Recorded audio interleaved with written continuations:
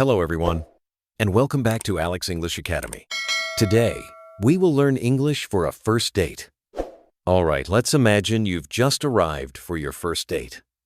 That first impression is everything, right? So, Emma, what are some simple and friendly ways to greet someone when you meet up? It feels so important to get that hello right. You could say, "Hi, it's so nice to meet you in person," or even, "Hey, I'm really glad we could meet today." Those both set a relaxed and positive vibe right from the start. Totally. And if you want to sound a bit more formal, you can try, "Hello, I'm Alex. It's great to meet you." Sometimes just adding a smile makes even the simplest greeting feel warm. A smile goes a long way. I agree. And a gentle handshake, or a wave depending on what feels comfortable, can help break the ice too. After that, you're ready to start chatting. Once that greeting is done, it's time for some easy questions to get the conversation going. I always feel less nervous if I have a couple of go-to questions. What are your favorites, Emma? I love asking, "How was your day?" or "Did you find the place okay?" They're friendly and not too personal. And if you want to get to know each other a bit more, you could ask, "Where are you from?" Or, "What do you do for fun?" Those are perfect, simple, but they show genuine interest. What helps is keeping the questions open, so your date can share as much or as little as they want. It's all about making them comfortable. Exactly. And if you listen closely, you'll naturally find more topics to talk about. That makes the conversation flow so much better than just sticking to a list of questions. That actually reminds me, compliments can make such a difference on a date, but there's an art to doing it politely. What's your take, Emma? Sincere compliments really do brighten the mood. Something like, "I like your smile," or "You have a great sense of style," feels genuine without being over the top. It's important not to make it too personal too soon, though. Yeah, keeping it casual is key. Even complimenting someone's laugh or the way they tell a story can feel special. Have you ever had a compliment turn a conversation around? Actually, yes. Once, someone said they liked my sense of humor, and it made me feel seen right away. It really helped me relax and enjoy the chat more. After breaking the ice and sharing a compliment, talking about hobbies is a great next step. It helps you find common ground. What's an easy way to bring up hobbies on a first date? I usually ask something like, "What do you like to do in your free time?" or "Do you have any favorite hobbies?" That opens up space for stories. Last month, I found out someone loved baking, and we spent half the night sharing cake recipes. That sounds delicious. And if you both light up talking about something, it's a sign you're connecting. Even if you don't share the same hobbies, showing curiosity is always a plus. Definitely. It's fun to ask follow-up questions, like, "How did you get started?" or "What do you enjoy about it?" It makes people feel listened to, and the conversation stays interesting. So, after a great conversation, it's time to end the date. This part can feel a little awkward. Any tips for saying goodbye politely, Emma? It helps to keep it warm and positive, something like, "I had a great time tonight. Thank you for meeting me, works well." If you'd like to see them again, you could say, "I'd love to do this again sometime." And even if you don't feel a connection, you can still end on a kind note. A simple, "Thank you for your time. It was nice meeting you," keeps things friendly and respectful. Exactly. And leaving things on a good note always feels better for both people. Plus, you never know when paths might cross again. Emma, picture this. You walk into a cafe for a first date. What's your go-to greeting? Oh, I always start with something like, "Hi, nice to meet you." It just feels friendly and puts both of us at ease right away. That's a classic. And for everyone listening, let's try it together. "Hi, nice to meet you." Or you could go with, "Hello, it's good to see you." Sometimes I even say, "Thanks for meeting me." It's a little more personal and it shows you appreciate their time. Do you ever mix up your greetings, Alex? Honestly, I do. It depends on the vibe, but there's one thing I never skip, and that's a big, genuine smile. Smiles totally change the energy, don't they? I've noticed that when I smile and relax my shoulders, my whole greeting feels warmer. Absolutely. And your tone can make or break that first impression. Let's try it out. Here's my warm version. "Hi, nice to meet you." Now check this out, same words, but "Hi, nice to meet you." That one just falls flat. It's wild how just changing your tone can make such a difference. I actually think people remember that feeling even more than the words themselves. Exactly. So, listeners, when you greet someone, focus on sounding warm and approachable, even if you're feeling nervous inside. That reminds me, sometimes if I'm anxious, I'll take a quick breath before speaking. It helps me sound less tense and more friendly right away. Taking a breath is such good advice, Emma. Practicing these greetings in front of a mirror, even just once or twice, can actually help calm nerves before the real thing. I love that suggestion. I used to feel super awkward practicing, but then I noticed I got way more comfortable during actual conversations. It's like muscle memory for social situations. Exactly, and the more you practice, the more natural it feels. Plus, you can experiment with different phrases and find which one matches your personality.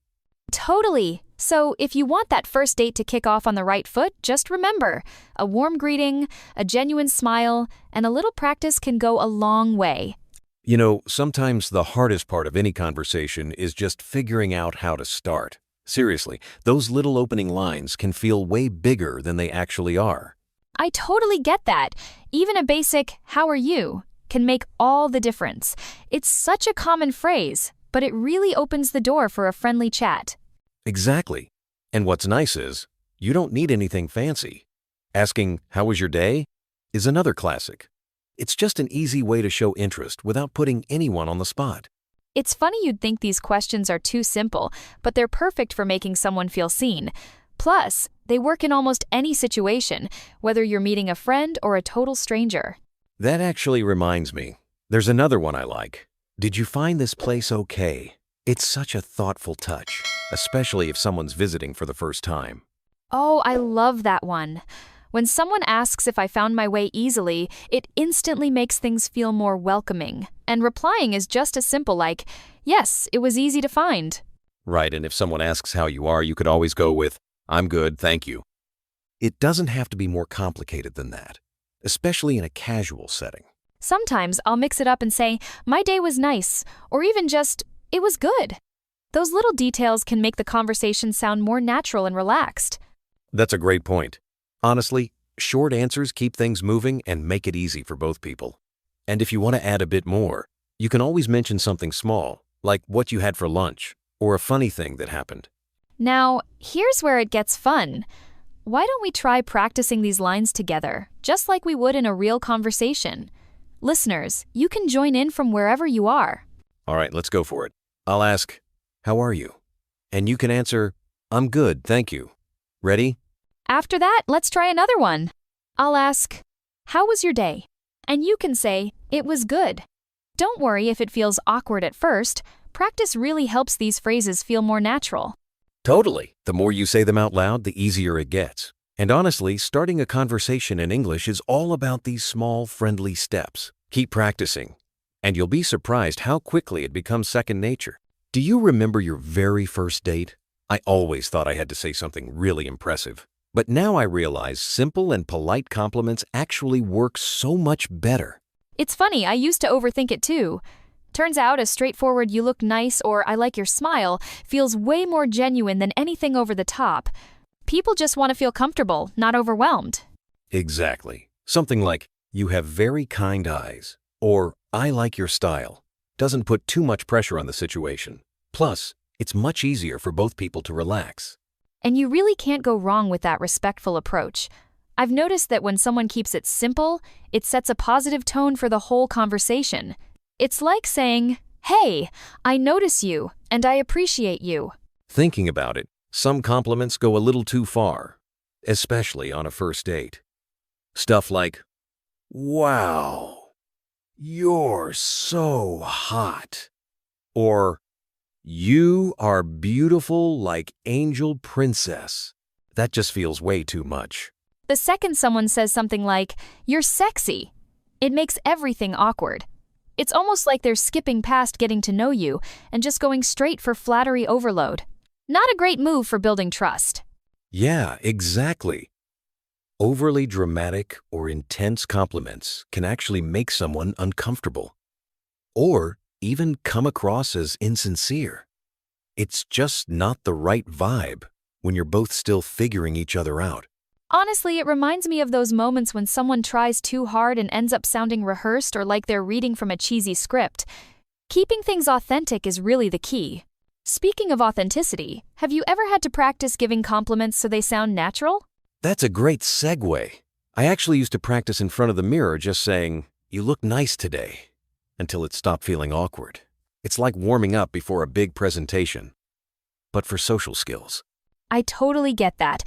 Repeating a simple line like, "You look nice today," helps it come out smoothly, without sounding forced. Sometimes, just hearing yourself say it gives you the confidence to use it in real life. And once it feels natural, you can adapt it to the moment, maybe add a small detail, like "I like your style today." It doesn't have to be complicated. It just needs to feel honest. It's almost like building a little compliment muscle. The more you practice, the easier it gets to be sincere without going overboard. Plus, you can actually enjoy the conversation instead of stressing about what to say next. Hey, whenever I meet someone new, one of my go-to questions is always about what they like to do. It just opens up the whole conversation suddenly, if they're into rock climbing or binge-watching documentaries. That's such a classic move. Asking about someone's interests can totally change the direction of a chat because people light up when they talk about what they love. It's way more engaging than just asking where they're from or what they do for work. Exactly. It's like, "What do you like to do?" Super simple, but you instantly get a feel for the person. And sometimes you find out you share a hobby you never would have guessed. I've had that happen a few times, actually. Someone says they enjoy hiking, and suddenly we're trading stories about our favorite trails. It's such an easy way to build a real connection right from the start. Speaking of interests, I've noticed that asking about movies or music is a total game changer. It's like people have strong opinions. Either they light up about a favorite song or passionately debate the best film of the year. What's funny is even when someone says they don't watch movies much, it usually leads to a cool conversation. Maybe they're into podcasts or books instead, or they tell you why movies aren't really their thing. You still learn something unique about them. Totally. And music. That's almost universal. Whether it's pop, jazz, or something totally niche, everyone has a story about a song that means something to them. Sometimes you even get recommendations on the spot like, "You have to check out this album." There's something about sharing music that feels personal, I think. Swapping playlists or even just talking about concerts you've been to suddenly, you've got a mini bond. It's a window into someone's world, you know? That actually reminds me, one of the best ways to get comfortable with these questions is just to practice them out loud. Like if I asked you right now, "What do you like to do?" What would you say? Oh, easy. I'd say I like drawing. It's something I get totally absorbed in, whether it's doodling or working on a bigger piece. And honestly, just talking about it makes me want to pull out my sketchbook. Love that. And for listeners tuning in, this is your cue. Try it yourself. Say, "I like," and fill in the blank with something you genuinely enjoy. It's a great way to get used to sharing, especially if speaking in English feels a bit intimidating at first. Sometimes people are surprised by what comes out. Maybe you say, "I love cooking," and realize that's something you'd like to talk about more. Practicing these little exchanges can really help you discover new things about yourself and others. Jumping right in, have you ever noticed how those first few moments on a date set the entire tone? Like, just the way you say hello can either relax both people or make things way more awkward than they need to be.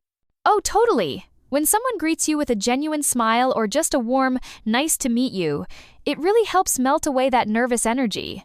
Last time I went on a first date, that first friendly hello made me feel instantly more comfortable. Exactly. And then those first simple questions like, "How was your day?" might seem basic, but they're such an easy way to break the ice. I feel like everyone breathes a little sigh of relief when the conversation starts rolling.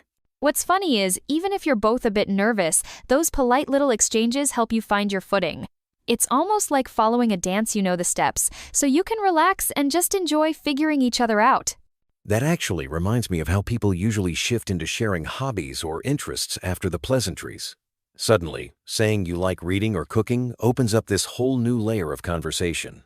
Yeah, and those details totally matter. Like if someone mentions they're into music and you love concerts, you immediately have something to riff on. It's an easy way to move beyond just small talk. And even if your interests aren't an exact match, just the act of asking and sharing creates that friendly, open vibe.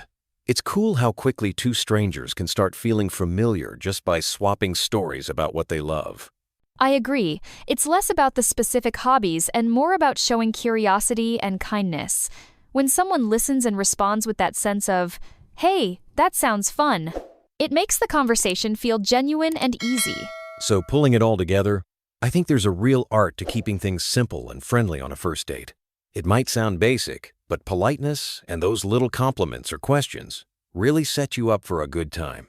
Honestly, I found those straightforward moments are the ones I remember most after a good date. It's not about sweeping gestures, it's someone making you laugh or just making you feel seen, even if it's just through a kind word or two.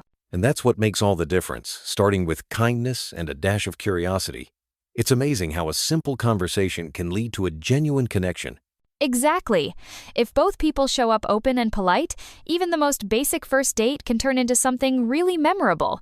Sometimes, simple really is best. Winding down a first date can feel awkward, right? I remember my first one. I was overthinking how to say goodbye without sounding weird. I totally get that. There's such a fine line between being friendly and coming off too formal.